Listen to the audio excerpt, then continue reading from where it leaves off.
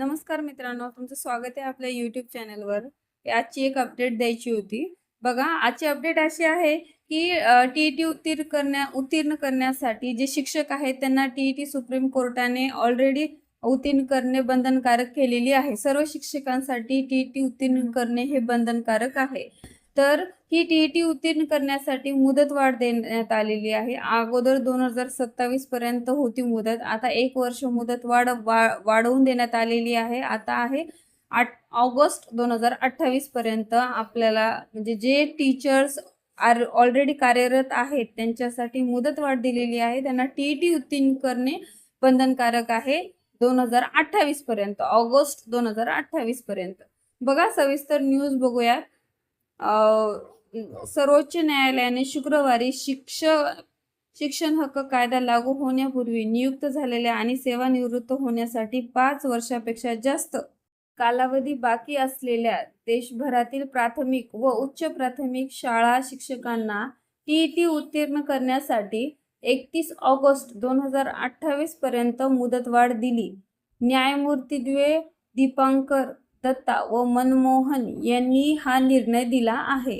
सविस्तर माहिती बघूया. 2025 मध्ये न्यायालयाने सेवेत काम कायम राहण्यासाठी आणि पदोन्नतीचा लाभ मिळवण्यासाठी शालेय शिक्षकांना टी-ई-टी उत्तीर्ण करणे अनिवार्य आहे असा निर्णय देत संबंधित शिक्षकांना टी-ई-टी उत्तीर्ण करण्यासाठी 31 ऑगस्ट 2027 पर्यंत मुदत दिली होती.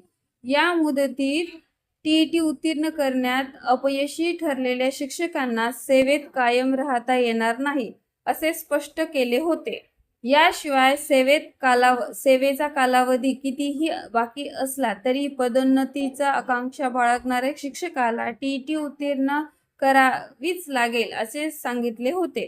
त्यानंतर काही राज्य सरकारे, शिक्षकांच्या संघटना व शिक्षकांनी या निर्देशांवर आक्षेप घेऊन यावर पुनर्विचार करण्याची मागणी न्यायालयात केली होती, परंतु न्यायालयाने सर्व आक्षेप गुणवत्ताहीन ठरवून ही मागणी फेटाळून लावली आहे.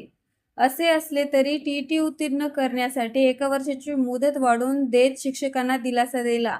अचानक हजारो शिक्षकांना अपात्र ठरवून सेवेतून काढून टाकल्यास विद्यार्थ्यांचे शैक्षणिक नुकसान झाले असते. परिणामी न्यायालयाने विशेष घटनात्मक अधिकाराचा अनुच्छेद 142 वापर करून ही मुदतवाढ दिली. पात्रता प्राप्त करण्याची आवश्यक संधी मिळवण्यासाठी राज्यांनी वर्षातून 2दा टी-ई-टी परीक्षा घ्यावी असे निर्देशही न्यायालयाने दिले आणि त्यानंतर टी-ई-टी उत्तीर्ण करण्यासाठी मुदतवाढ दिली जाणार नाही असे स्पष्ट केले. म्हणजे यानंतर टी-ई-टी उत्तीर्ण होण्यासाठी तुम्हाला मुदतवाढ भेटणार नाही. बघा मित्रांनो, टी-ई-टी ही परीक्षा खूप महत्त्वाची आहे आता शिक्षकांसाठी. त्यामुळे टी-ई-टीची जे कोणी बालमानसशास्त्राची तयारी करत असेल, टी-ई-टी पेपर 1 आणि पेपर 2 या विषयाचे सर्व PYQ, सर्व मागील वर्षाचे पेपर्स मी आपल्या YouTube चॅनलवर अपलोड केलेले आहेत.